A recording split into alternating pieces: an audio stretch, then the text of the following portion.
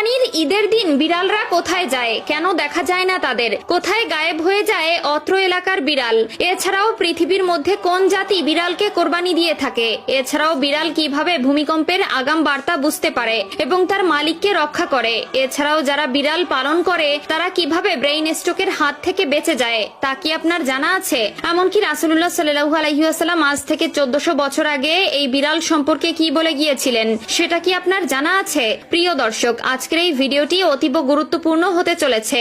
অনেক অজানাকে জানতে পারবেন আপনারা এই ভিডিওর মাধ্যমে। তবে তার আগে যদি আপনি বিড়াল পছন্দ করেন কিংবা আপনার বাসায় বিড়াল থেকে থাকে তবে খুশি মনে কমেন্ট করবেন আলহামদুলিল্লাহ, এবং এই আলহামদুলিল্লাহ বলার কারণটাও এখন আমি ব্যাখ্যা করব। প্রিয় দর্শক, আমরা সকলেই জানি প্রিয় নবী সাল্লাল্লাহু আলাইহি ওয়াসাল্লাম বিড়াল ভালোবাসতেন।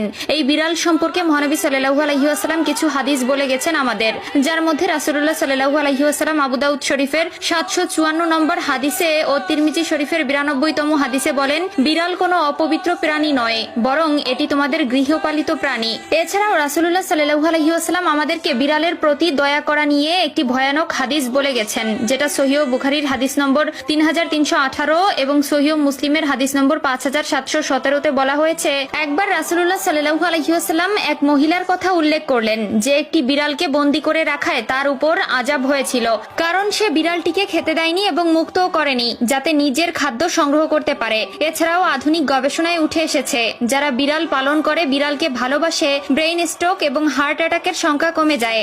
এছাড়াও বিজ্ঞানীরা বলছেন বিড়ালের শ্রবণ শক্তি অন্য সকল প্রাণী থেকে একটু প্রখর, যার মাধ্যমে তারা অনেক দূরের জিনিসও খুব সহজে শুনতে পারে। এমনকি যদি ভূমিকম্প হয় তার 10 থেকে 15 মিনিট আগে ভূপৃষ্ঠের তলের প্লেটের বিন্দুমাত্র শব্দও তারা শুনতে পায়, যার ফলে তারা আগে থেকেই সাবধান হয়। আধুনিক বিজ্ঞান গবেষণা করে আরো পেয়েছে যে যারা অল্পতেই নেগেটিভ মাইন্ডেড হয়ে পড়ে তাদের সামনে যদি সেই সময় কোনো বিড়াল ছেড়ে দেওয়া হয় কিংবা সেই ব্যক্তির পোষা বিড়াল থেকে থাকে তবে সেই বিড়ালের দিকে তাকালেই নেগেটিভিটি কেটে যায়। এছাড়াও যারা কালো জাদু করে বা কালো জাদু অধ্যয়নরত অবস্থায় থাকে তারা তাদের এই শক্তিকে বৃদ্ধি করার জন্য কালো রঙের কোনো বিড়াল পেলেই সেটি কোরবানি করে দেয়। তাদের বিশ্বাস এটি কালো জাদুকে আরো প্রখর করে তোলে। এবং কোরবানির ঈদের দিন তেমন একটি বিড়াল দেখা যায় না, এর কারণ হলো বৈজ্ঞানিক গবেষণায় উঠে এসেছে যে বিড়ালের খাদ্য হজম শক্তি কম থাকায় আঁশ জাতীয় খাদ্য হজমে বেগ পেতে হয়, যার ফলে কোরবানির ঈদের কয়েকদিন মাছ মাংসের হাড়গোড় এমনকি মাংস অত্যাধিক পরিমাণে খাবার ফলে তাদের বমি সহ বদ হজম হয়